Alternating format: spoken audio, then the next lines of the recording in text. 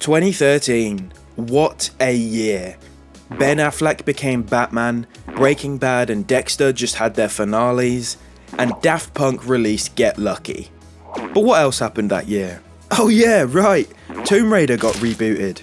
Developed by Crystal Dynamics, this was the first Tomb Raider game in 5 years. In general, anticipation reflected a cautious optimism. Fans welcomed the idea of a reboot after several underwhelming entries, hoping for a fresh vision of Lara Croft.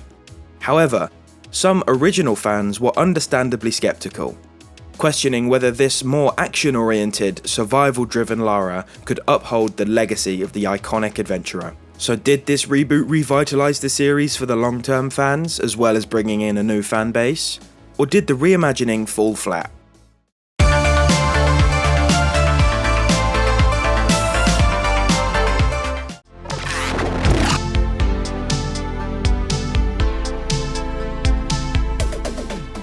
The game opens on a big ass boat, and Lara's hitting us with a monologue straight off the bat. She talks about a famous explorer who once said that the extraordinary is in what we do and not who we are. We're in the waters that are south of Japan in the Dragon's Triangle, part of Expedition Endurance, and have been aboard this boat for 22 days so far. As you can see, the waters are a little rough tonight, and Lara gets tossed around her room like a rag doll, before stepping out into the corridor and getting swept away.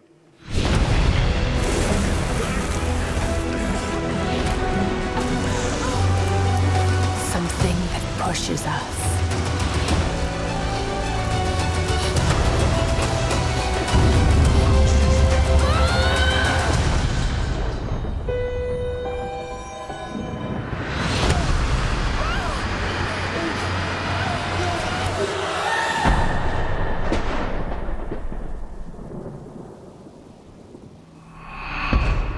Well, RIP to Lara Croft, I guess. Psych bitch, I lied! Luckily, we managed to get to shore instead of being eaten by a shark or something. But Lara has like a gallon of water in her lungs, so she is struggling a little bit. But she does spot some other survivors and attempt to call to them. This does not work though, because the wind is too windy, and we end up getting... well, RIP to Lara Croft, I guess. Psych bitch, I lied for a second time! Instead of being killed, the mysterious island dweller has strung Lara up in, admittedly, quite a cozy looking cocoon. We have a friend next to us as well, but Lara doesn't think our new swagger is comfy, and figures the best way to help out the fellow cocoon wearer is to set them alight. Goodbye, friend. I mean, fire seemed to work out pretty well for that guy, so it should work well for us as well, right?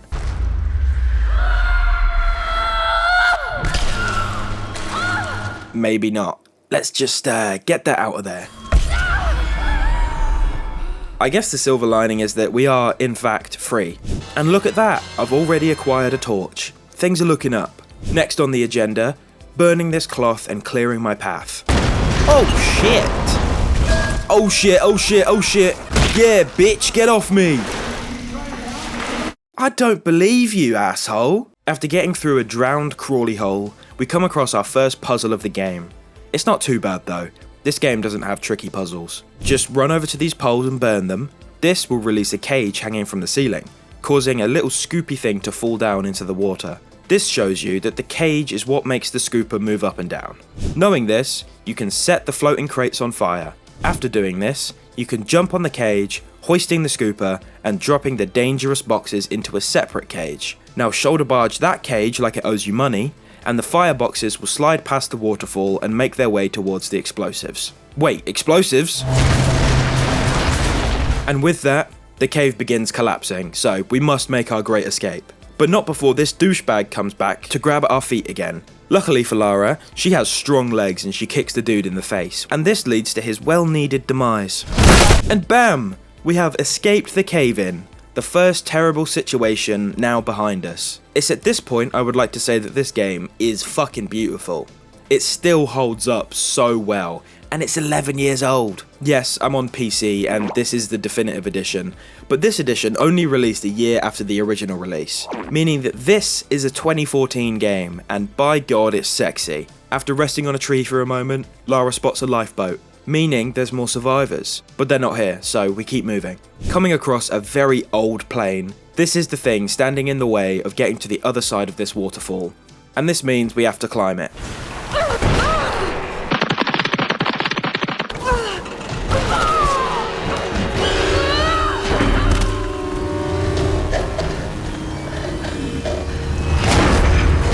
God damn, I can't even just get across a gap without something unlucky happening. We come across the remains of another survivor's stuff. This stuff belongs to Sam. Sam is Lara Croft's closest friend, and a documentary filmmaker who joins the Yamatai expedition to represent her family's interests. Anyway, she's not here, but Lara searches her bag and finds her video camera, as well as a radio, which is going to come in very handy. After crouch walking through a sheltered ledge, Lara comes across an old campfire. She takes a handful of tasty rainwater and tries again to reach the survivors on the radio, but has no luck. However, she does have enough luck left to start a fire, so at least she gets to sit in the warmth. She whips out the old video camera and presses play. The camera begins playing footage that Sam took on the boat before it all went to shit. This recording specifically is a vlog-style video wherein Sam talks about Lara and her journey to Yamatai. This is where we learn that this island is home to a mythical being called Himiko, the Sun Queen, who also turns out to be the ancestor of Sam. Lara claims that she is close to something, but she's not sure if the others on the boat will listen to her. But Sam reassures her and urges her to take a break. The video then cuts to the other crew members in the kitchen, where two of the older men cheer and boo at a radio playing the football. I'll talk more about these two later. The camera pans over to Lara, who is being berated by this blonde prick called James Whitman, a man that you will come to hate because of his personality. He's berating Lara because she suggested he isn't serious about this expedition. But he says blah blah blah, I put my savings into this as well as Sam's family. He says this because he's trying to convince Lara that they need to go west instead of east, because the books don't support that Yamatai is far east. Sam bites back, saying the reason the books don't support this is because no one ever found Yamatai. And Lara says there's no point following in other people's footsteps. And this causes Whitman to have a fucking hissy fit. I refuse to bet my reputation on your hunch. I'm the lead archaeologist here. And when were you last in the field without a TV crew behind you? Got 30 years experience, 2 PhDs, 1 in East Asian history, so why don't you just stick to boats, Mr. Grimm? I told you that you'd think he was a prick. Anyway, Lara convinces them by saying the stories talk about Himiko being able to summon storms, and the myths are usually based on some version of the truth. Whitman butts in to try and bitch again, but the captain shuts him up real quick. Oh, don't tell me you're seriously Reyes is right. We don't have the funds to piss about. It's now or never. Lara's offering fresh ideas and a plan. I'm the captain here. It's my decision. We're going into the Dragon's Triangle. Why am I even here?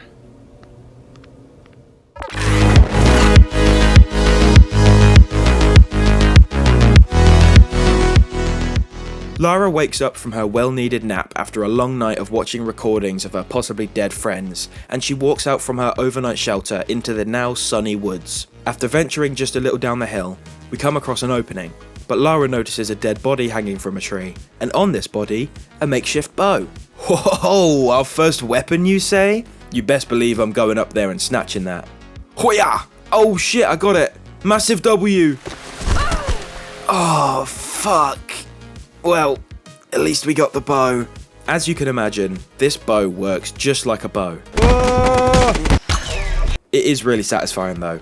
The bow in this game feels so good. It feels weighty, impactful, and as a bonus, the arrows don't disappear until you pick them back up, which just adds to the brutality that this game is going for. And after hunting the deer, Lara walks up to it and witnesses its final breath. Not just that, but she has to skin it as well, which she is not a fan of. So after shooting a knick-knack and another deer, we make our way back to the campsite with deer meat in hand. This is where the game introduces you to the base camp system. This is where you will upgrade both yourself and your weapons. Skill points give you skills, such as gathering extra items when searching containers or skinning animals, but can also help your offensive capabilities with skills like being able to take more damage or being able to throw dirt at your enemies, amongst other things. But as of yet, we don't have weapon upgrades, so I will skip that for the time being.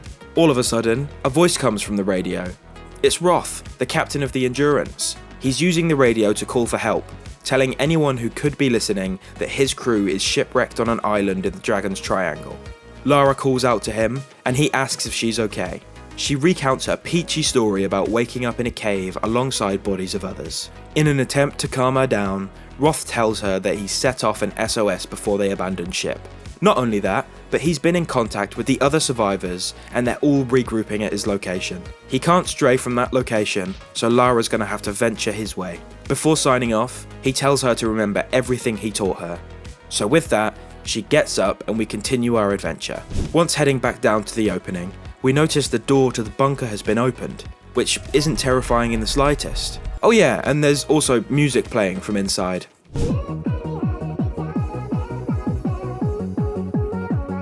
Great! I suppose the only thing that we can do now is investigate the murder hole. So we start climbing down. All things considered, it's not too bad. I mean, the human skull decoration is a little worrying, but the French have a mile-long catacomb filled with bones, so I guess we shouldn't judge. This place is where the first of many artifacts can be acquired. Artifacts in this game are just the general collectibles most games have. They give you XP when you find them, and Lara will talk about the object. You can also rotate the objects, most of which having extra details that you can find. But more importantly, this is where you'll find the pry axe, which you can use to pry open doors, such as the one leading to the exit of this place. Upon our exiting of the bunker, the game teaches you how to put out a torch, which I will very quickly forget how to do. Lara then hears voices up ahead, and she recognises one of them as Sam, but doesn't recognise the other. So, she takes caution as she approaches the voices, and hears Sam giving some directions to Reyes, another survivor. As she turns the corner, she sees a stranger sitting with Sam. She reassures us that he is on our side, and the man reinforces this point by confirming that he helped give directions to the rest of the survivors on how to find us. He introduces himself as Matthias. He says he's a teacher, and he's bandaged Sam's foot. He's intrigued by the story of the Sun Queen, which Sam has been telling him. So we all sit, and Sam continues her story, telling him and the player that Himiko commanded samurai warriors that she called the Storm Guard. They rode the winds into battle, laying waste to all who opposed them. According to the myths, the sun rose at Himiko's command, and she ruled everything its rays touched. But before we can hear the rest of the story, Lara falls asleep. She is then awoken by some thunder, and has seemingly been abandoned. Sam and Matthias are gone. Lara begins to naturally panic and search for them, but well, shit. Before having a chance to escape, we're attacked by a group of wolves. I love this little section with the wolves. It's your first experience with any actual enemies, and for it to be when you're trapped and being stalked by wolves, it's the perfect intro to the danger of this island. You feel overwhelmed by all that's going on, which really helps you relate to Lara's panic. Fortunately, after defending the wolves, Reyes and the group of survivors appear from the woods. They've finally arrived after being told how to find the campsite. Reyes shoots the bear trap to free us, and this big teddy bear called Jonah comes up and opens it. We love Jonah, he's the best side character. Lara asks if Sam is with the group, but they question why she isn't with Lara. So she explains how we were with Matthias, but they've both disappeared. I knew that guy wasn't to be trusted. Who trusts some random dude on a mysterious island? Have they never watched Lost? Anyway, the group splits up, Lara and fucking Whitman go to find Roth, and the rest go after Sam. Great. Not only am I injured again, but now I'm stuck with this massive prick. The two head back to camp so Lara can rest for a moment after her traumatic puppy encounter, but Whitman almost instantly fucks off to look ahead. Even he's suspicious. Can we not trust a single man on this goddamn island other than Jonah? After Lara rests, we finally cut back to some gameplay, and the first order of business is burning this net, which holds a bunch of scrap. The scrap in this game is the currency that you use to upgrade your weapons. The weapon upgrading in this game is also really well done. It's not a slog to find enough scrap, and you'll gather a lot of scrap naturally throughout the game. Every upgrade also cosmetically changes the weapons, which is always a welcome feature. As for what they do, it's your basic things like reload speed, magazine size, accuracy. It's just all you need it to be. Also in this first explorable area is the first of many challenge tombs. These are areas that contain a large amount of scrap or weapon parts at the end of a platforming puzzle. This one, for example, contains a downed plane. To get to the top, you'll need to start off by shooting this lantern, which will burn the wood holding the right part of the plane up.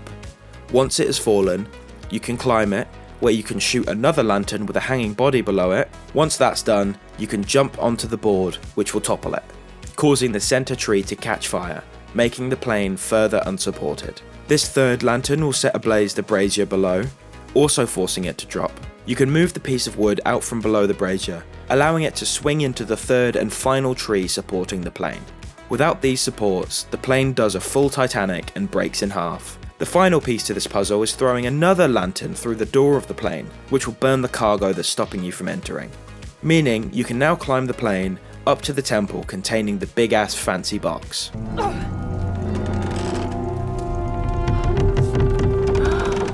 Do not expect such an in-depth explanation for the rest of the tombs or collectibles. This game is like 14 hours long, so I need to hurry things up a bit. Whitman has managed to find a gate with a mysterious painting on it. Lara mentions to him that she's seen them before, and that they must be ritualistic. I mean, I think any one of us could have guessed that one. Just look at them. Whitman points out the female image in the middle as being particularly fascinating. Not just that, but it looks like it's been made recently, and the two deduce that it was probably made by the islanders. Whitman points out that there's other wrecks out there, like the planes we've seen, meaning that the islanders at some point must have been survivors like we are. There's two gears on either side of this f***ass gate, so Lara tries to use her f***ass pry tool as a handle, but the f***ass pry tool isn't strong enough. Therefore, the game officially introduces us to scrap and weapon upgrades. So we get back to camp, upgrade the pry axe, and crank open that damn gate. The gate slowly closes, and Whitman pointlessly puts his hand on it like he's holding it up for Lara because he's insufferable. He theorizes that the figure on the gate might be representative of the Sun Queen, which Lara makes fun of him for, but he says that they shouldn't rule it out, and it would be one hell of a story. However, they then come across a stone statue of Himiko, who is still being worshipped, meaning that this island is part of Yamatai. This actually is the Lost Kingdom. Lara celebrates proving a myth to be real, and Whitman celebrates how much of a gold mine this could be. But the celebration is cut short by a homeless man asking for a bag of fent. And if you didn't yet dislike Whitman, just watch this. You still have a gun. I don't want any trouble. No. We'll come.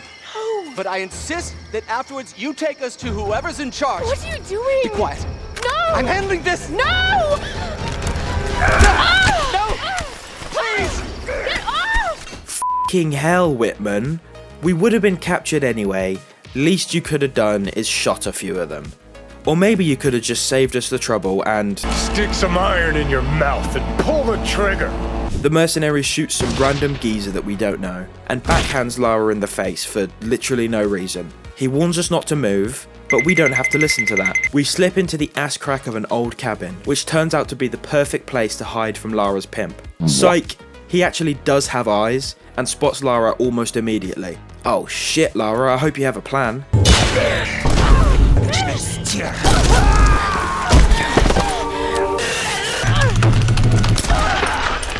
Perfectly executed. She has a little cry because of the trauma, but we don't have time for that right now. We've just been given a pistol, and I am itching to make sure it works.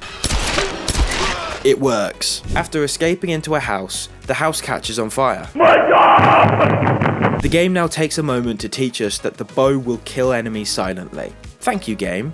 Here I was thinking that the bow used gunpowder to propel its arrows. But it's so silent, in fact, that the guy with his back turned hears the shot and turns around to investigate.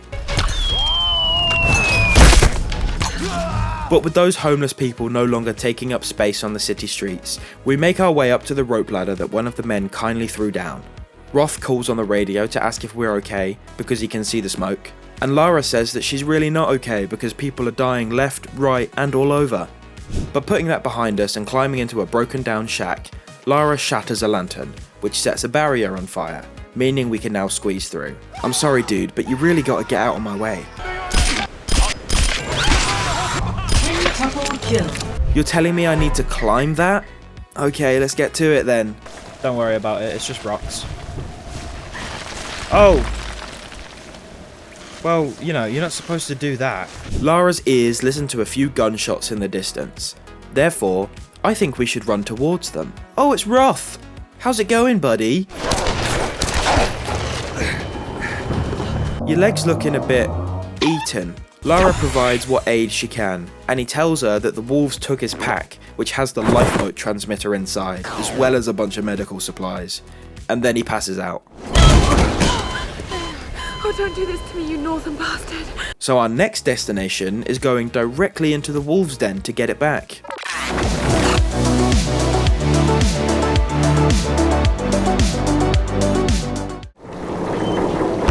Holy shit! So we get to the wolf den, which is such a welcoming place, might I add. The human bone decor is quite lovely. Hello. Oh no. I think I just killed one of my hosts. I hope the other wolves didn't see that.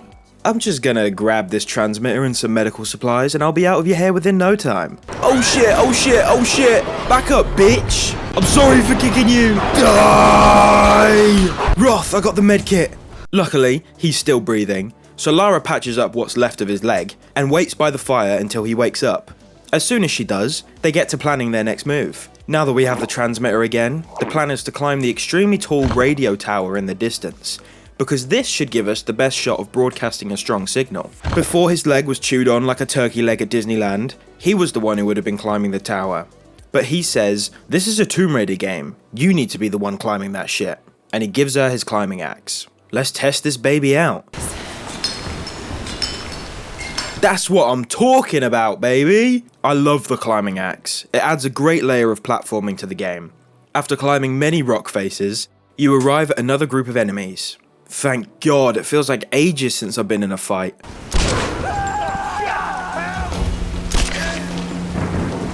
Nope. There's quite a lot to do in this area, but if you want to see more of my own exploration, then by all means, after you watch this video, have a little watch of my playthrough series. After getting her first slow-mo jump of the series and climbing a very high rock face, Lara gets another call on the radio. It's Reyes again. Lara asks if they found Sam, but the group is still tracking her. Lara tells her survivors about her new plan of climbing the radio tower in hopes of sending out our signal even further. One of the other survivors, Alex, tells her that she'll need to look out for the communications console and lets her know what it looks like. Alex, by the way, is the group's massive nerd. He's an electrical engineer and a hacker and was hired as the technician for the Endurance expedition. After squeezing through another squeeze, we come across some metal and concrete ruins, and you can see the tower we need to climb in the distance. Good God. Lara does get another chance to just chill out for a bit at another camp. With this spare moment, she whips the video camera out once again to watch some more peak TV. In this episode of Boring Characters Doing Mundane Things, Alex and Reyes argue over an issue that they're trying to fix. Alex calls her 14-year-old daughter a fox. The old Scottish man recounts a story of the Loch Ness Monster, and Whitman completely fucks up cutting a fish and has a temper tantrum like a big toddler. Finally getting some more footage of Lara, she and Roth reminisce on earlier years. She worries about being wrong on the location of Yamatai, but Roth tells her that she has a great mind and that her father would be so proud of her. We're getting closer to the storm. Well, whatever's coming, we'll get through it, eh?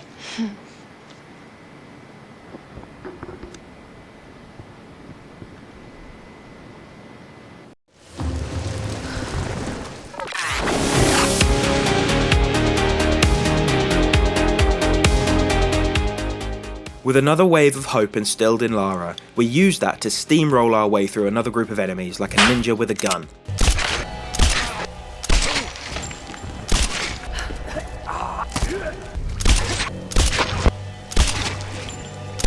Now there's no one stopping us from gracefully falling into an old World War II bunker. Oh, gross. The first thing you can find in this bunker is a note written by one of Matthias's men. He states that even if he doesn't want to follow Matthias, at least he has the best possible job on the island. The man states that Matthias is insane, smart, and dangerous. The mystery man also claims that Matthias knows things about the island and might be the only way of getting off the island. Next up, removing a valve wheel so we don't choke and die in this squeezy squeeze. Loaded with fuel, you say? Whoa. Chill out. Hoo-yah! Where am I? Fuck this flag. And this valve wheel. Dude, I don't think you want to be here right now. Okay, well, don't say I didn't warn you. What an idiot. You don't mind if I take this, do you? Appreciate you, bro. Go to hell. God damn, this room is dark. Oh shit, you guys screwed up.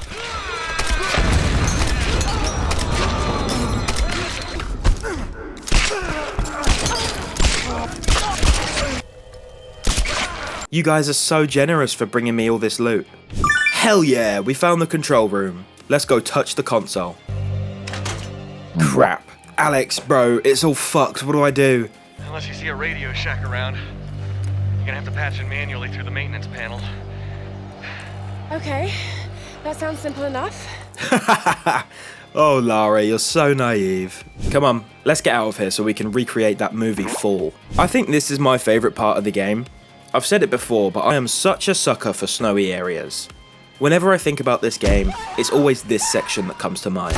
Which is funny because you spend such a short amount of time in the snow in comparison to the other areas. It's also the first area that really challenges your fighting capabilities, so maybe that's why this section is one of my core memories for this game. Anyway, all this to say, this section is great.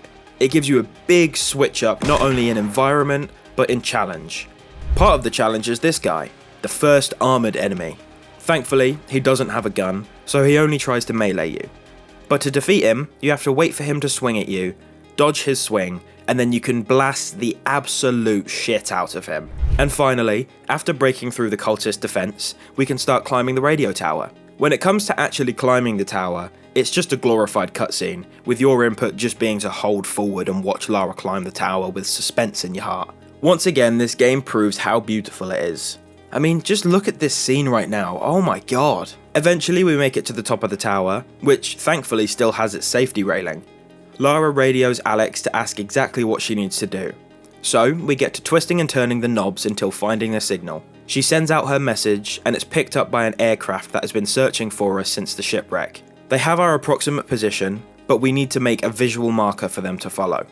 We zipline down a conveniently placed rope, which leads us to some abandoned gasoline drums or some shit. So we break open a valve, which causes gasoline to spill out everywhere. With some very flammable liquid now on the floor, we grab some flint and steel and head back to the pool of gas.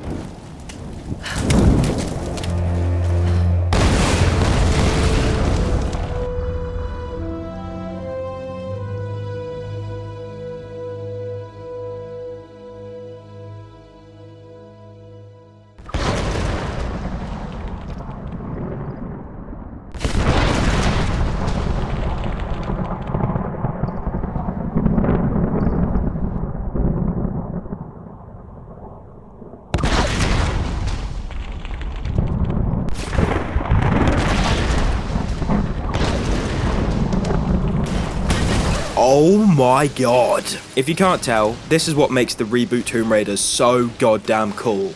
They have these massive scenes that just keeps your adrenaline pumping.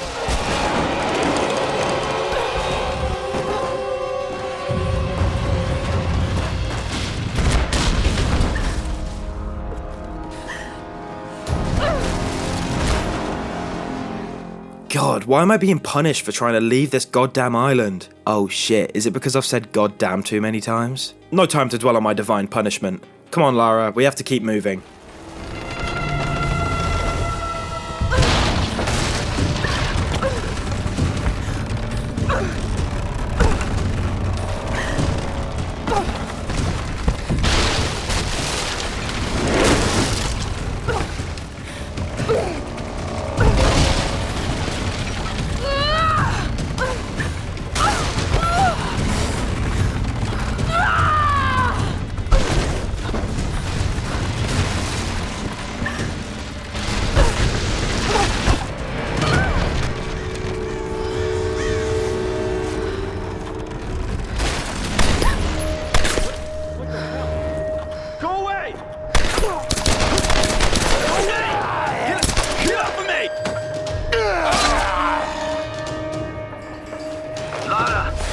Shut the fuck up, Roth!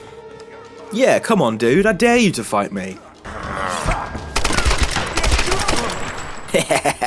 You dumbass.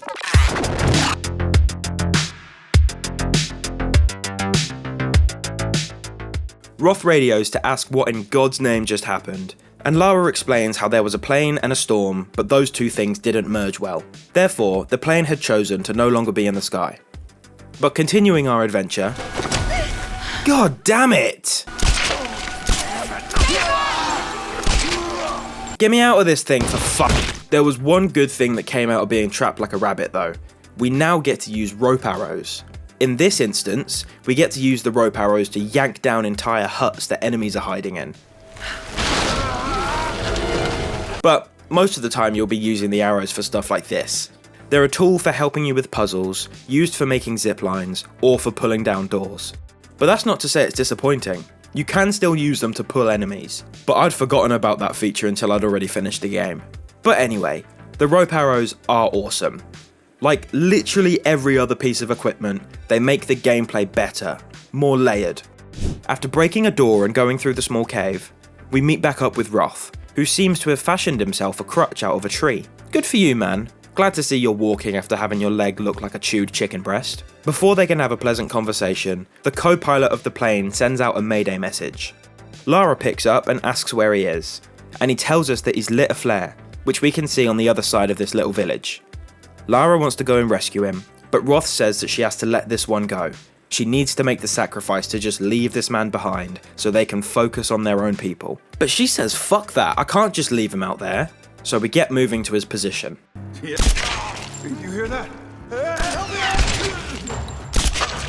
During our exploration, Reyes radios. She says her group followed some men into a city, but they don't know what to make of it. Roth asks if they have any sign of Sam yet, but she says no.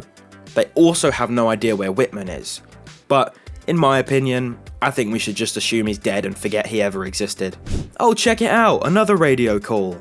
This time it's from Alex, but Lara tells him to zip it and just tell her about Sam. Alex says that they've managed to track her down to an old Japanese palace. I mean, at least she's in some sort of identifiable building. Goodbye, Alex. We come across some very interesting ruins. Lara mentions that they predate the Kofun period, which means they're older than 300 AD, which if you didn't know, is a long fucking time ago. But I want to be a bit more of a nerd and include some more info on this period of time. The Kofun period is notably marked by the introduction of Buddhism in Japan. It's named after the monumental burial mounds that were built during this era, and this period marks Japan's early phase of political centralization. It was during this time that the Yamato clan began consolidating power and shaping what would become the imperial lineage. The imperial lineage was of course the hereditary line of rulers in Japan. There's some really interesting research about this period that I will include in the description. Man, this is why I love video games. I probably never would have done any research on the Kofun period if it wasn't for this game. There is so much more that I could talk about regarding this period, but that could be an entire video by itself, so let's move on. Oh shit, it's the dude I'm looking for. What's up, buddy? What the fuck are those? Oh, you took my Sam. I'm gonna kill you, motherfucker. Oh, no, not again. Fuck!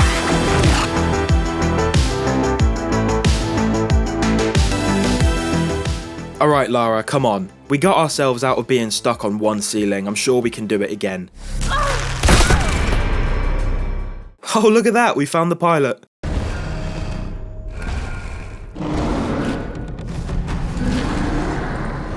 Okay, I do not want to find out what that was. We need to get the entire fuck out of here. We hide in a little crevice just before the big bozo walks into the room. I'm sticking to my previous statement. I do not want to find out what that is. At least not until I get my weapons back. We continue to make our way through the mountain of corpses and body parts. There's rats down here as well.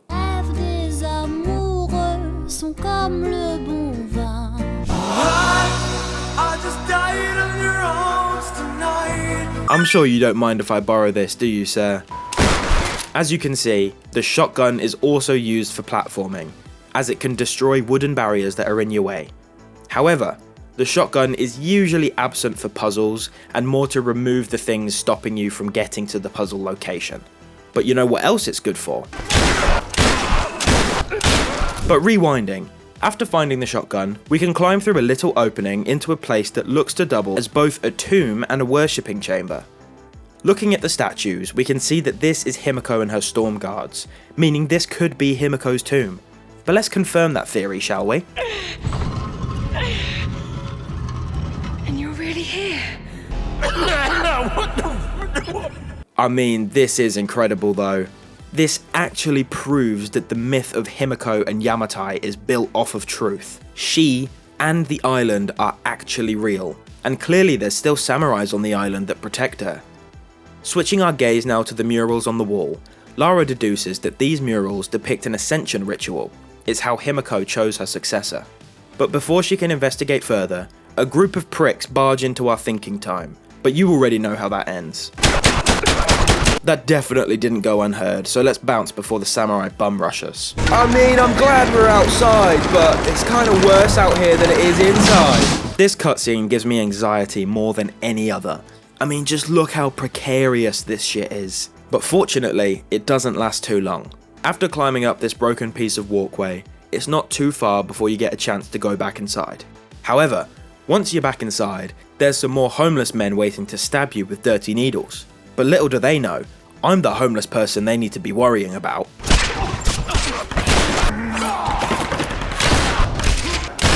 Come on Lara, let's get these shutters open, let some light in. Now let's start breaking stuff. It's just one of those days when you don't want to wake up. Lara? You good? She's fine. Nothing can stop Lara Croft. And that's definitely gonna speed her up.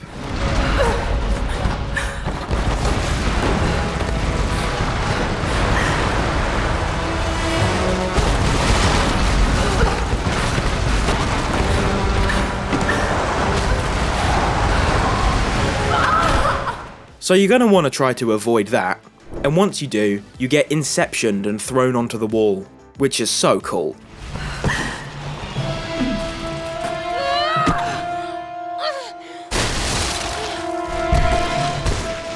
Somehow we're still conscious after all that bullshit, but we're not done yet. It's time for the game to really hammer down what you use the shotgun for. Shockingly, Sam's voice is the next one to come through the radio. Lara asks if the group found her, and Sam says no. She just managed to steal her radio off of a guard. And she tells Lara that she's been kidnapped.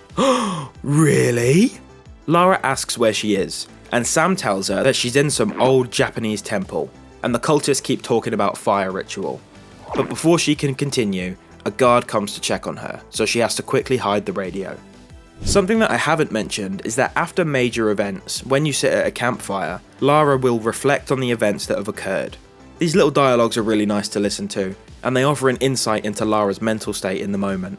At this point in time, for example, Lara reflects on the people dressed as storm guards, and for a moment thinks about the fact that they sound inhuman, but she doesn't want to let herself think like that. Just after that campsite, after coming across some more cultists, you can sit and listen to them argue about not being able to get off the island. It's a small detail, but it's very cool. Sam gets a moment to talk on the radio again and tries to ask Lara about what the fire ritual is. And Lara promises to save Sam. But right after she says that, a guard realizes that Sam stole their radio and Sam starts screaming. This is why you don't promise people things, Lara. Whee! Oh, hello. After another small fight, Lara attempts to cross a very violent river, which goes about as well as you're imagining. Okay, this is fine. Just make sure you keep out of the way of... That is exactly what I was trying to avoid. Oh, fuck! Oh, shit! Ow!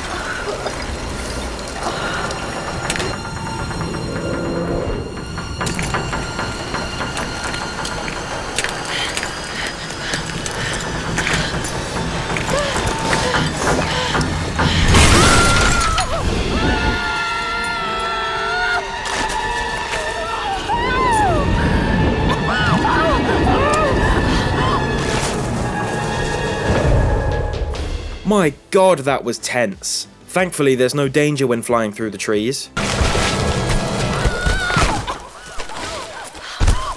Jesus fucking Christ, Lara, you need to find yourself a four-leafed clover or something. Thankfully though, the sacrifice of multiple broken ribs pays off because we've landed in Shantytown, which is exactly where we need to be.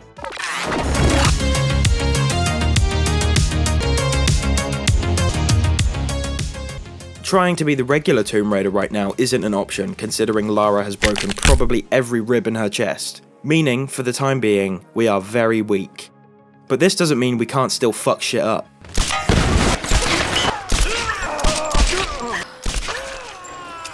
You guys suck.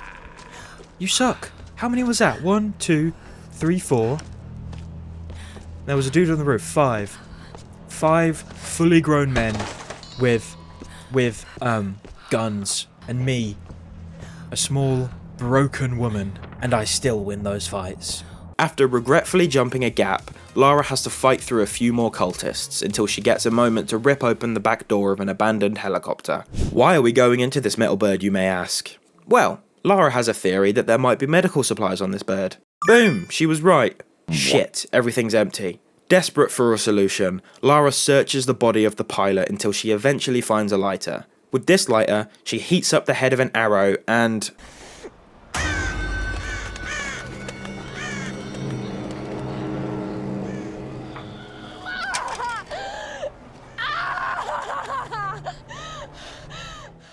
As painful as that was to hear and think about, there is an upside to this situation. Lara now has the light bulb moment that leads to the discovery of fire arrows. She contacts Roth and lets him know that she's in Shantytown, and she's quite close to the fortified palace. I'm still coming down the hill. How did you get there so fast?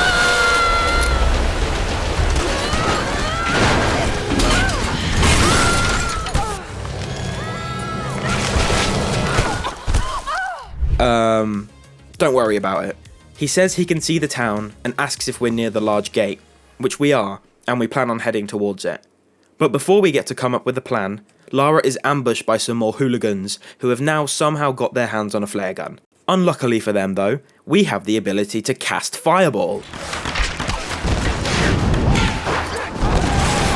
We love fire arrows. After killing this gang of hobos, you are free to explore Shantytown.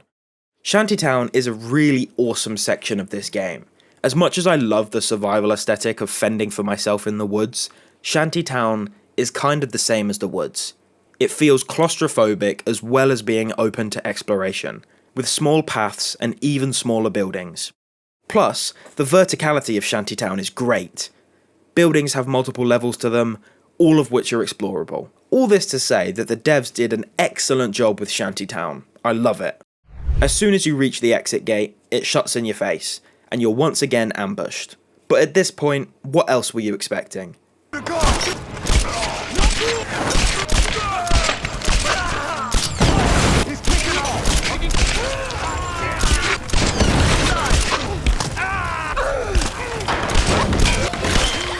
Right, come on Lara, let's get the fuck out of here. This is where Shantytown really opens up. For starters, you meet with Angus Grimm not long after getting through the gate. Grimm is the old Scottish man if you remember. He is the helmsman for the Endurance expedition. He has a massive affinity for the water, which is why he was more than happy to be aboard the Endurance.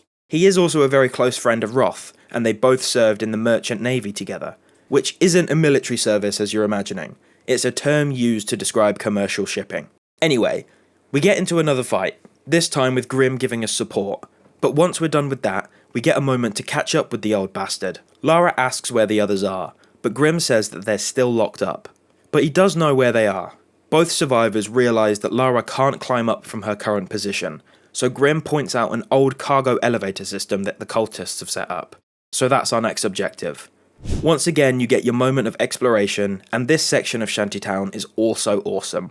It's got so much more verticality to it, with tall towers, cargo elevators, caves. It's an amazing place to explore. But again, if you want to see my exploration of the area, then you're going to have to go and watch my series. But only do that after you finish this video, there's still lots for me to talk about. And here we are, on the cargo elevator. We see Grimm on the other side, fleeing from a group of enemies before he gets captured without putting up a fight. But it's all good. Grimm told us to give him hell, which is exactly what we do. Unfortunately though, Grimm is still a hostage in this situation. The man holding him tells us to drop our weapons, and Grimm tells us not to. Just like every hostage situation in every piece of media ever. But before Lara ditches her weapons, this happens.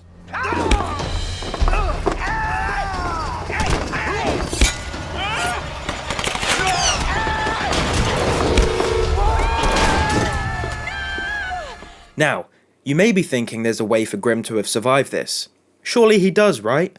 Because there's no way the game would reintroduce a character and then kill them off so quickly. No, he is dead. Grim was in the game for about 5 minutes before he's killed. Which really sucks because he's a great character. He's clearly a skilled fighter. But with that considered, the worst part about him dying is that it doesn't mean anything to the player. He's not in the game long enough for you to get attached to him in any way. So when he dies, it's just like, oh, okay, bye, I guess. But I digress. So we start climbing our way to the stronghold, but the cultists don't like that. They cut the rope that Lara is climbing, naturally leaving her in a very vulnerable position. However, we're saved by a rain of sniper shots. It's Roth. He's not only managed to get down to our position, but he's managed to just find a sniper rifle on the way here, and somehow a vantage point where he's completely safe. We climb up to solid ground, and Lara radios Roth to tell him about Grim's passing. He's obviously quite upset with this information, but he respects him for protecting Lara to the very end. And this time, we actually do have a moment to make a plan. Lara tells Roth that she's going to climb up to the palace, and he says that he'll keep her covered the entire way. But before we continue the climb, a rescue helicopter responds to our SOS beacon. They're coming from a freighter named Trinity. Roth and Lara celebrate, and Lara tells Roth to set up a signal, and she'll go after Sam and the others. Roth, for a moment, tries to convince her that they should just get out of here, but Lara refuses. She got them into this mess, and she's going to get them out of it. So, we begin our incredible climb up and across the bridge.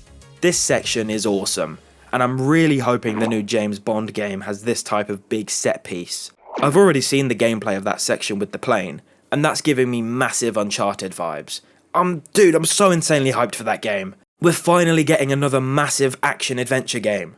Anyway, I'm getting sidetracked, I could talk about that for so long. After climbing for what feels like hours, we mantle up to the bridge, and Lara is ambushed by another enemy. But Roth has the accuracy of Hawkeye, and cracks the dude's head open with a bullet. Thank God that piece of wood was there. It's at this point where everything starts going to shit. Things are falling apart, explosions are happening, all the typical staples of a good action-adventure game. But there is a perfectly placed climbable wall at the end of this section, so we use that in order to not die. Once at the top of this wall, we call Roth to let him know that we're going in.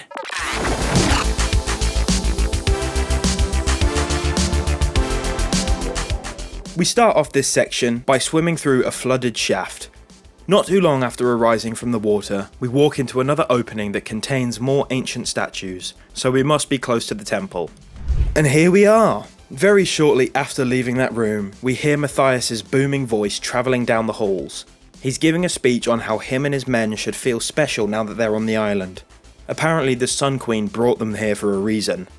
He claims that to get back to their homes, they must first free Himiko, because she too is a prisoner. After getting closer, we see that Sam is strung up on a pole. Matthias knows that she is the ancestor of Himiko, and believes that she is the key to freeing the Sun Queen. But before Sam is set on fire, Lara starts launching arrows at the group of cultists, which does work for a second or so, but she misses her shot on Matthias, and then just gets the absolute shit beaten out of her. Brother! Now I'm gonna kill you! They take her weapons and bring her to Matthias. He drops this hard bar. Every creature in nature will turn and fight when its very survival is at stake. So don't think I don't understand you, girl. I've just been doing this a lot longer. And then sets the base of the sacrifice pole alight. And Lara has to watch as a helpless Sam is about to be burned alive. However, a huge gust of wind zooms through the cave, which puts out the fire and saves Sam. Apparently this is super special, and it's the thing that convinces Matthias that Sam is the one, and he orders the men to take her to the throne room. The two men holding Lara begin taking her to a cell, but they don't know that Lara stands on business. I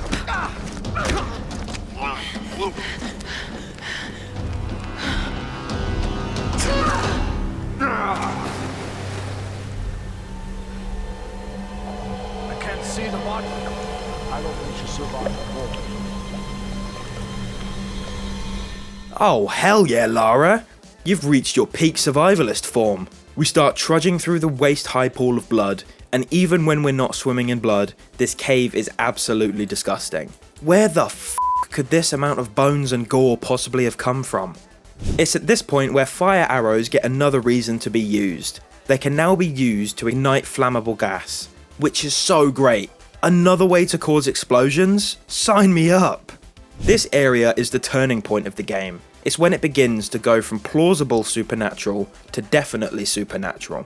A guard throws a prisoner into this dungeon room and says that he better hope that they kill him fast. But what is they? Oh god. No. This is horrible. Oh my god, there's little goblin men in this dungeon. Unfortunately for us, to continue our journey, we have to go through the goblin sex dungeon, which for the most part is fine, but sometimes... Oh, maybe there's no point. Oh, fucking Jesus Christ! Fuck you, dude! Oh my god! So, they're not necessarily goblins, but they're definitely feral, deranged men, which I would still say is the point that this game starts slipping into the supernatural. Not that going feral is impossible, but like I said, this is just the starting point. Right, let's get the fuck out of here. Keeping on track with exploding things, we explode some more things, which causes this cage to fall into perfect place for us to climb up. Eventually, you'll come across a group of cultists standing right next to a big cloud of flammable gas. I mean, they were just asking for it. Next up... Hell yeah, buddy! And this sets off another chain reaction leading to a cave-in, meaning we have to think about sprinting but never actually do it, whilst everything explodes and or collapses around us. Eventually this leads to falling down a mudslide into a chamber filled to the brim with toxic gas. Choking, Lara runs towards a small opening and climbs into a bigger room containing parts of a helicopter hanging from the ceiling. And in this helicopter are Lara's friends. So we take out the guards standing by, and for the first time in ages, have an in-person conversation with the survivors. Lara tells them about Grim, which everyone dislikes, but she flips their sadness to happiness by telling them that there's a helicopter on the way. She asks if they've seen Whitman, and they say he probably weaseled his way into some sort of safety. God, I hope he's dead. Lara confirms to the group that this place is actually Yamatai, which, as much as they hate it, they can't help but say it's pretty damn cool that we found it. But let's free them, shall we? With the first explosion, we knock free a hanging platform, and using this we can jump to their cage. This leads to the next two explosions, which causes a hanging cage to swing and knock some more shit loose. Unfortunately, this also knocks Lara loose and she almost falls into the apparent fucking lava pit below. Breaking off two more gas valves, we can ignite both the clouds by lining them both up. Ba-boom! We have saved the survivors. As for me, I better skedaddle before I actually do fall into the lava pit.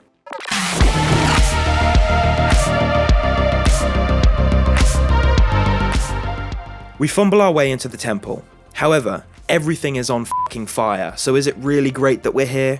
Fortunately, it's not long until we're back outside, and we now have to run across the rooftops of this palace. Oh my god, is that Ghost Rider? I guess not. We come across a room that looks like Charlie's mailroom in that one episode. These belong to Matthias, and it's his board of theories as to why we can't leave the island. He believes Himiko's spirit is what's keeping us here, but we don't have time. We need to move. Are you guys completely dense? I think we have better things to worry about than fighting right now. Unfortunately for us, we find Whitman wandering the halls like a lost toddler. He seems shocked that Lara is alive, and she asks him what happened. He said that as soon as the cultists stopped seeing him as a threat, they let him move about the palace pretty much freely. But he knew the others were captured, and he claims he couldn't do anything without a weapon. Which, I mean, I guess is a little fair, but still, fuck you. He says he's going to stay behind and keep a lookout in this hallway, so we move on ahead to get to Sam. We hide behind a pillar and listen to what Matthias has to say. Basically, Samantha says that she doesn't want to be here, but he says it's not about what she wants. Himiko's blood is running through her veins. She's been chosen, and that can't be undone. Matthias argues his point that Samantha is the only way that we can all get off this island. He's been here for years at this point, and he knows that leaving the island is impossible because of Himiko's spirit. But he gets called away by another cultist, and leaves only one man to guard Sam. Therefore, the two girls finally reunite and embrace, and Lara also reunites with her guns, which I'm more happy about. Whitman has been captured again and tells Lara to run. As she's backing up, she blasts a beam in the ceiling, causing it to collapse and put a barrier between her and the men. As we run through the throne room, Sam gets blocked off by a wall of burning wood. How convenient, considering a group of enemies just arrived. Things start blowing up once again, but that's not an issue when you have an AK. We begin making our way down the halls of the temple, trying to find another way back to Sam. We do make it outside, but there's a buff dude on a mounted turret, which isn't exactly what you want to see when you've just escaped a horde of enemies in a burning building. I like this section. It makes you feel completely vulnerable, as well as having some great destruction elements. But in the end, the guy isn't too dangerous.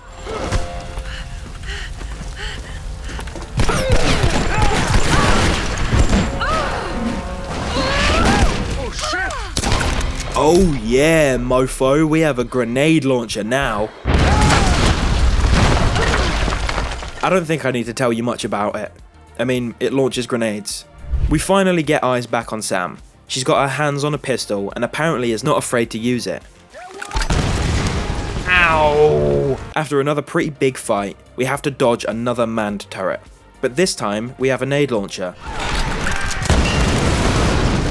Holy mother of God. We meet back up with Sam, this time through a hole in a gate, and Lara tells her to meet up with Roth. But do not get on the helicopter.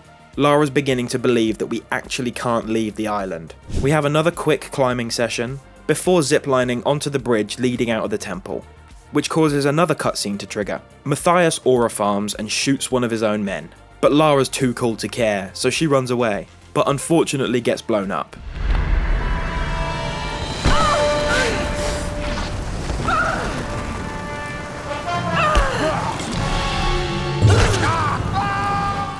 We do escape the bridge and get visual of the helicopter everyone wants to board. Lara tries to radio the survivors to warn them not to get on, but to no avail. So, we begin climbing to the top of the building, which naturally is on fire. And we make it! I mean, of course we do, but look, we made it! And just like the opening to the game, we make another massive jump into the grasp of Roth, and it's so awesome. He helps us into the helo, and Lara tries convincing him and the pilot to land. But the pilot just fucking leaves the other survivors behind, so Lara takes one of Roth's pistols to add an extra layer of convincing, which does work, and the pilot makes an attempt to turn around. However,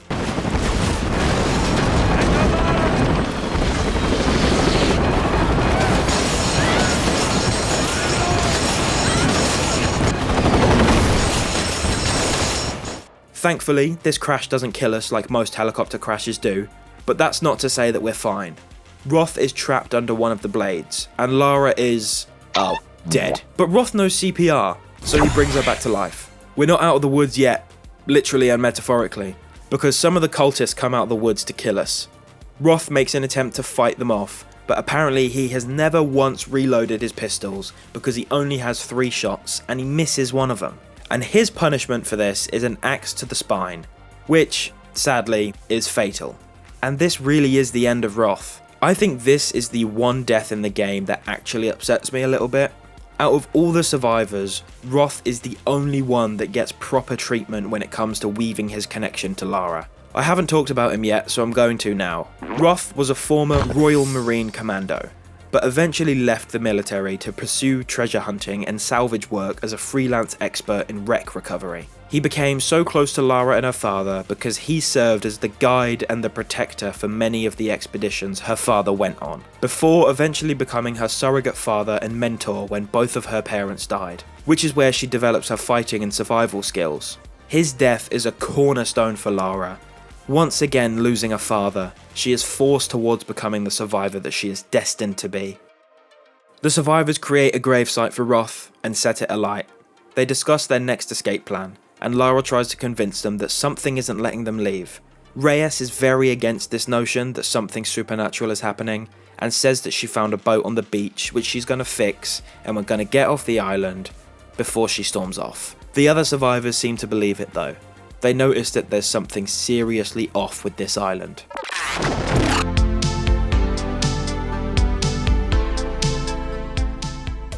Lara starts piecing it all together.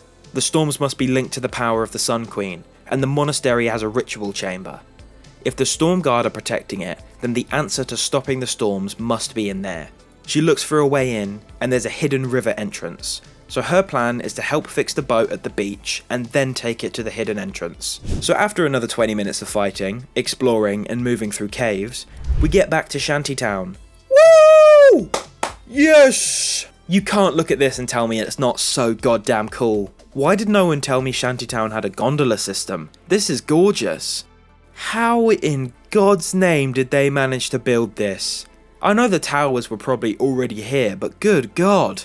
As I'm sure you could guess, the gondola system breaks on us, so we zipline out of that situation. Climbing to the top of the tower, we get an excellent view of the old ship the cultists have repurposed into a hub point for the gondola. And let me ask again, how the fuck did they manage to make this? But let's check it out, shall we?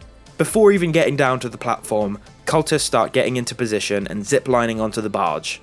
Naturally, we kill them all, and our fight leads to the destruction of the hanging barge. But because Lara is such a badass woman, she manages to survive by being thrown onto a semi-solid platform and sliding off onto a zipline. This zipline eventually leads to a river, which does save the day, but just for a moment.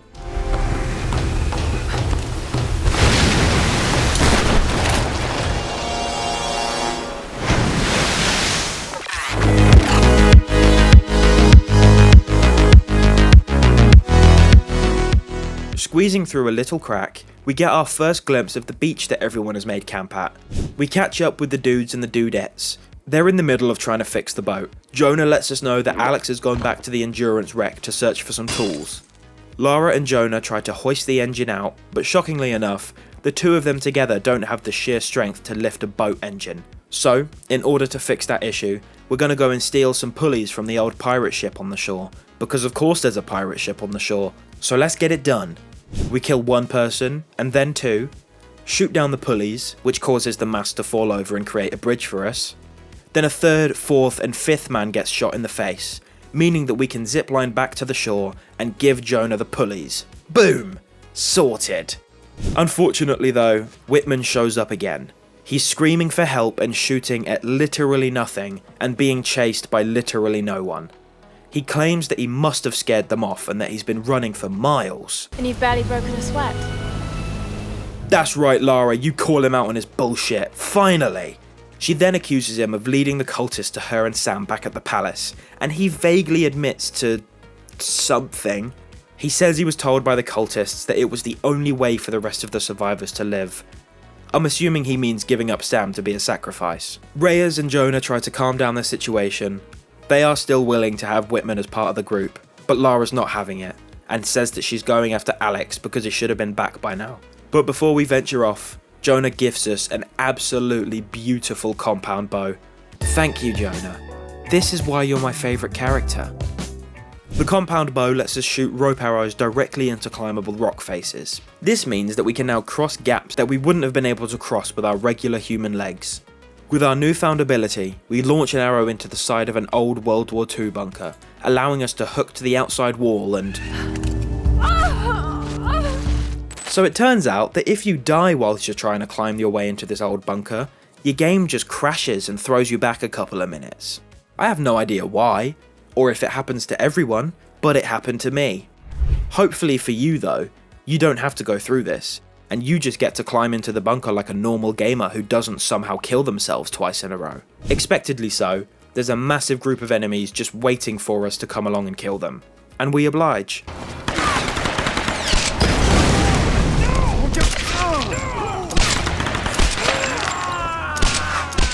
From this angle, we can see that the cultists have begun to set up shop to scavenge the Endurance.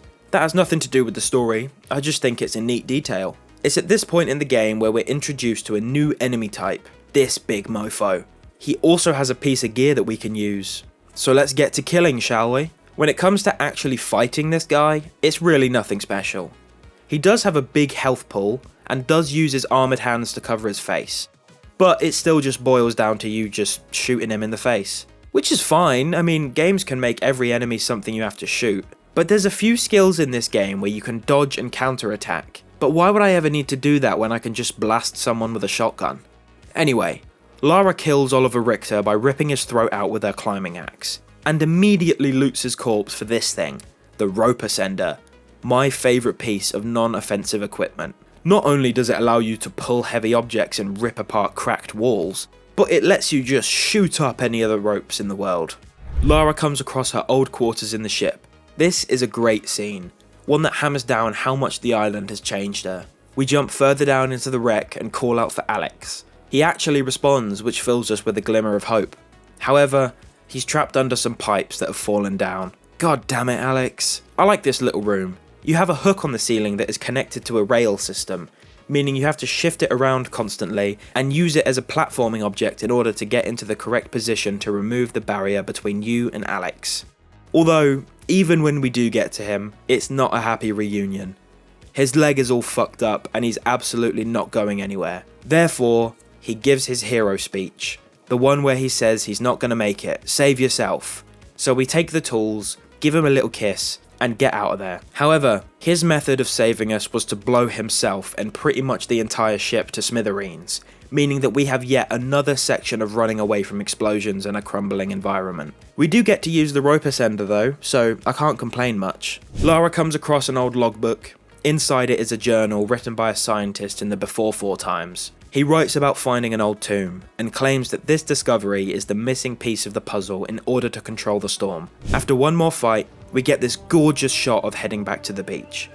When we do get back to the group, we let them know about Alex, which causes Reyes to be a snarky bitch when she says, "Seems anyone caught with you has a pretty low survival rate." And Lara tells her that she better keep her distance then. Fuck yeah, Lara, now punch her in the face or something. Jonah chimes in to tell us that we all need to eat something, which I completely agree with. The group start talking about fixing the boat and returning to civilization, which causes another argument when Lara tries to convince the group not to do that. Lara gets up, which Sam questions, and Lara lets her know about the tomb that the scientists found in the past, and that it could be the way to get off the island. Reyes tries to say some dumb shit about how everyone's got to leave when the boat is done, even if Lara isn't there to join them, but literally not a single person agrees with that notion. Get fucked, Reyes. Anyway, let's go find this tomb.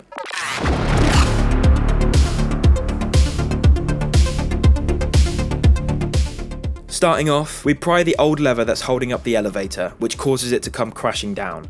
This is our start point for climbing the highest climb so far. But of course, if you want to watch much more of the climb, I will once again point you towards my playthrough series. Right, after about 10 minutes we get back inside. This is where the actual journey to the tomb begins. We head further into the old base, where we overhear two guards talking. They're worried that the Oni are here, but I wouldn't worry about that. Near the campfire, there's a document you can find, and this one is worth talking about. It recounts the tale of a Japanese soldier finding the ancient tomb. He says that as soon as him and his group discovered it, the Oni came for them. The lights cut out, and then his group was slaughtered.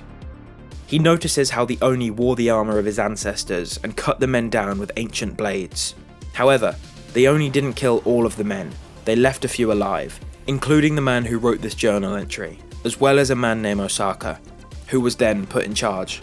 The soldier then talks about how the group need to leave this base, but not the island. The men then came up with a plan to head inland to the monastery, in order to follow the Oni. If we can't control the star, we must destroy it. Going deeper into the base, we can see the bodies the Oni are responsible for. This place also has a big ass elevator, and Lara assumes correctly that the tomb is probably in the lower levels. However, the elevator is stuck, of course. Therefore, we must go around to each of its cogs and break them off, which will cause the elevator to fall and crash through the gate at the bottom, giving us a chance to explore the lower levels. Very shortly after entering the lower level, we come across a wooden walkway that leads directly to the ancient tomb. This place is awesome, holy moly! We climb the stairs and find the skeleton of an ancient warrior with a sword in his chest. Lara looks at the mural on the wall and questions if the man on the mural is the dead man now sitting in front of her. She decides the best course of action is to pull the sword out of the corpse's chest, which is fair because I would have also done the same thing. She also cuts her finger on it and still decides to hold it at the blade. I thought you were supposed to be smart, Lara. She opens the top of the hilt and finds a little scroll. On this scroll is a letter from the dead warrior. He apologizes to, I'm assuming, Himiko, because the fire ritual was corrupted. Their sacrifice knew that death was the only way for them to escape, and she took her own life, meaning that Himiko could not absorb her power or something, and now her soul is trapped in the body that we found in the other tomb. Because of this, she became very rageful, which is where the terrible storms come from. So Lara now knows that to stop the storms and to get off this island, we need to find Himiko's body and destroy it. But of course, before we can start that, we have to go through another massive wave of enemies. But by this point in the game, you have an AK with a nade launcher, a pump action shotgun, and a tactical pistol. So really, this fight should be of zero issue to you. As we're walking to an exit, Reyes radios to tell us that they need help. The cultists have found the beach campsite and the group is being attacked. So now we have to rush back to the camp. Thankfully, getting back to the camp doesn't take as long as it took to scale the mountain. We just need to ascend one rope and descend another. We get back to Reyes, who has been slightly grazed by a bullet. Jonah runs up and informs us that both Sam and Whitman are gone. Of fucking course. I told you fuckers not to trust that weasel, and you told me I needed to chill out. I bet you feel fucking stupid now, don't you? Fuck! Thankfully, Reyes managed to fix the boat, and Lara convinces her of the spooky nature of the island. She then tells them about the ritual chamber and how to get there. So, we jump in the boat and get a nice change of scenery. Reyes asks what Lara thinks she'll find, and she tells her about Himiko's soul being trapped in a dead body, and that her rage is the cause of the storms. Reyes then questions why Matthias wants Sam, and I don't understand how these people couldn't possibly put two and two together about Sam being Himiko's ancestor. She has openly talked about the fact that Himiko is her ancestor. Matthias clearly wants Sam because of that reason, but whatever. Lara climbs up another mountain, which leads to a little overhang where she gets to eavesdrop on Whitman and Matthias as they approach the monastery. Matthias tells Whitman that he's the one who needs to talk to them, because they want to talk to the person who brought their queen back to them. So Whitman bigs himself up and comes out of hiding behind the pillar to talk to the storm guard. My name is Dr. James Whitman. I come to you in peace. I bring you your new queen. Oh no. Your queen. What is it in Japanese? Your Joe. Yes! Finally! Get f***ed, Whitman! Matthias uses this as an opportunity to sneak past the storm guard, and the storm guards don't get far in their chase before being swept away. Even though the bridge is gone, that doesn't mean we can't get into the monastery. We manage to sneak into what seems to be some sort of main room, or at least a gathering room of some sort, because it seems like every storm guard in existence is in here. I would also like to point out that there is absolutely no way the guards do not see Lara right now. I mean, I get it, for gameplay reasons she has to be invisible, but she could not be more visible. Although, I do get my wish shortly when Lara jumps from one ledge to another. She manages to knock some skulls off, which does indeed get the attention of the storm guard, and now we're being hunted. Yes! We finally get to fight the storm guard. I say fight like it's not going to consist of just shooting them until they die, but still, it's cool to now finally be able to fight them. They do act a bit differently though. They try to dodge your shots as they're running up to you. They have armour, and they're much more aggressive than the cultists. We eventually catch up with Sam and Matthias. I mean, they're still massively far away, but at least we now know that we're on their tail. Check this shit out. Nice. Lara, I'm starting to think that we might be a little outnumbered here. Oh my god. Alright, fuck it, let's do this.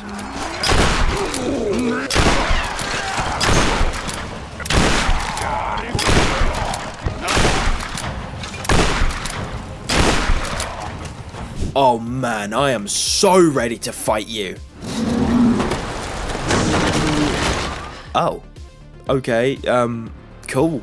We enter another room that's just full with bones and gore, and for some reason there's a random spike pit in the middle, which we open the doors to, and pull up a big ass cage from the hole.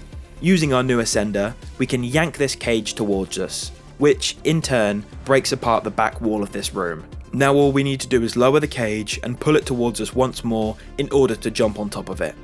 And we can then use that to swing to the other side. This then leads us to a very grand room with golden statues and a mural on the floor depicting the ritual. This is where Lara finally puts all the pieces together. Matthias wants Sam so he can transfer Himiko's soul into her, and Lara is not a fan of that. So let's go save her. We rip open the doors of the chamber and get blessed with this beautiful view of Chasm Ziggurat. This is such a good final area for the game. it feels imposing, and it gives you that sense of overcoming impossible odds. I love it. Matthias comes out from the shadows, and now it's time for a short monologue. Everything he has done, he's done to survive on the island. No one here is a hero. Everyone is a survivor. Some other stuff is said, but it's not important, and he slinks away. So now we just have to break some shit and climb some shit in order to get all the way to the top of Ziggurat. And once we do, we can see Matthias starting the ritual. He uses his incredible voice to call out for Himiko, letting her know that she can be reborn and...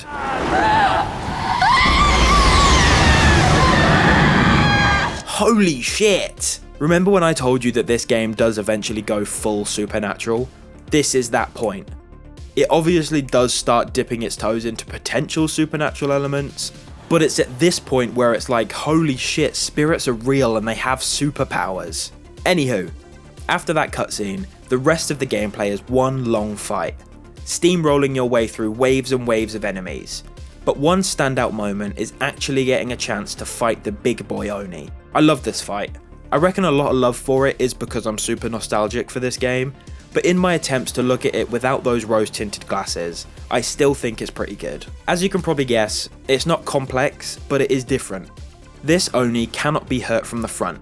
You have to dodge around him and shoot him in his unarmoured back. It is really easy if you have any experience with video games, but I can give it points for the enemy design and the imposing nature that this boss has. But I can't give it any points for ingenuity. It's just not different enough from the dudes with riot shields, for example. It does bring itself back a little when you defeat the big boy though. The way you kill him is so brutal and it's so cathartic.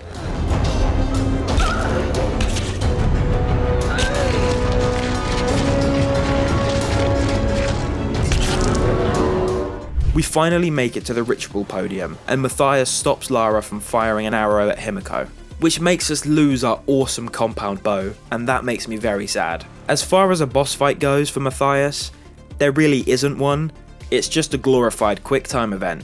Although, I can't knock this necessarily, because I can't really think of a better way to do it without just changing the game, and just like the end of the fight with the Oni, this scene is badass as fuck, and it makes you feel so good when you kill him.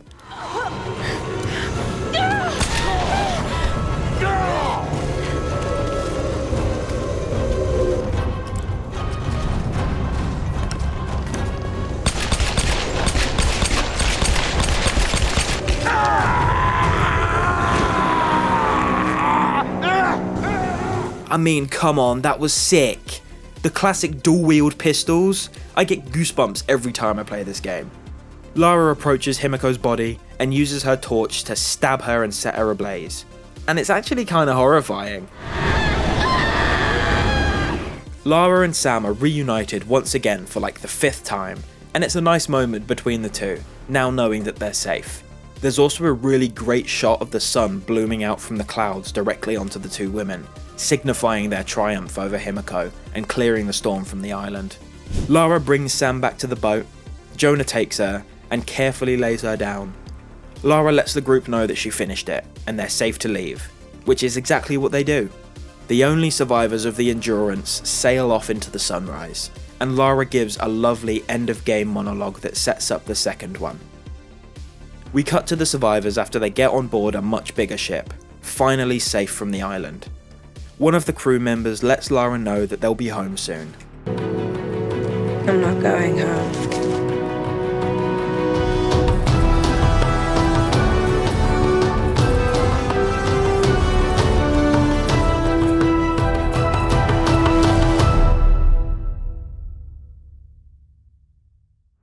Hell yeah, man. A survivor is born. Some might say, a Tomb Raider is born. Before moving on to my final thoughts, I just want to point out how cool it is to have this little message in the credits that thanks players for taking the time to complete the game. I love that. There's also pictures of the people involved in making the game as you watch the credits, and I just think that's really nice.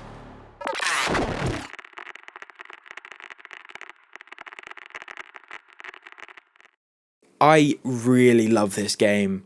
It's a core memory for me. I remember being 8 years old when it came out, my dad buying it for the PS3 and letting me watch him play it for the first couple hours. It was one of the first times I can remember that feeling of being a kid and watching something that was definitely too grown up for you to be watching. I remember when I first saved up my pocket money to buy my own console, and this was one of the first games I got with it. It felt so good to be able to finally play this game on my own console all the way through. Tomb Raider 2013 was my first Tomb Raider game, so I was never in that community of people who were either happy or disappointed with the trailer. So I can't speak on if this was a good reboot or if it managed to be the successor of the original games. But what I can speak on is that this game is so good. The platforming is great, the gunplay is smooth and impactful, it still looks gorgeous, and the story is pretty solid. I mean, it's really just sort of everything you want from an action-adventure game. If you haven't played it, I highly recommend that you do. The whole Reboot trilogy is amazing, and each game is better and more refined than the last. I'm going to switch a little bit to my negative section now, because there are elements in the gameplay that are slightly disappointing. Like I said earlier in the video, there's quite a few skills that are based around melee combat. These skills just feel quite redundant because you'll spend almost every single fight just shooting people with the armory of weapons you have on your back. I mean, I personally spent almost the entire game just using my silenced pistol. If you can hit your headshots, then the pistol really just kind of works from any range. But even if enemies get close to you, you have a shotgun that can just blow them away. This also leads me into my next point of bosses, because they don't really feel different enough. Yeah, they have armor or a shield, or, you know, they're a big fucking ancient samurai. But the course of action for taking them down doesn't ever change. Oh, he has armor? Use a couple more bullets to take him down. Or, oh, he has a shield? Okay, well, just dodge his attack and then shoot him from behind. The last point especially hurts when you think you're going to have an interesting fight with the Oni at the end of the game, but it's just the same thing that you've been taught almost half a game ago. There's also an issue with the story that I have addressed earlier, but I'm going to talk more about it. I don't really care about any of these characters other than Lara. I feel that the game just doesn't take enough time to actually get you invested in trying to save these people, or being upset when they die. The only one that actually makes you feel a slight hint of sadness is Roth, but everyone else? My biggest emotional reaction came from watching Whitman die, and that emotion was joy because I fucking hated him and I was waiting for him to die. But this isn't to say the game isn't still great. The idea of being stranded on an island that's guarded by the soul of an ancient Sun Queen who won't let you leave is awesome, and I'm so glad that the game decides to go full supernatural with it. So with all that being said, I'm going to give this game a 7 out of 10. It's such a fun experience and a solid start to the trilogy, but it's just not the best Tomb Raider game. On paper, the release of the game was an instant success. Within the first 48 hours the game released, over 1 million copies were sold, and within the first 3 weeks, that number shot up to 3.4 million. Now, you may be thinking, holy shit, that's incredible, and it is, but Square Enix set the bar so much higher.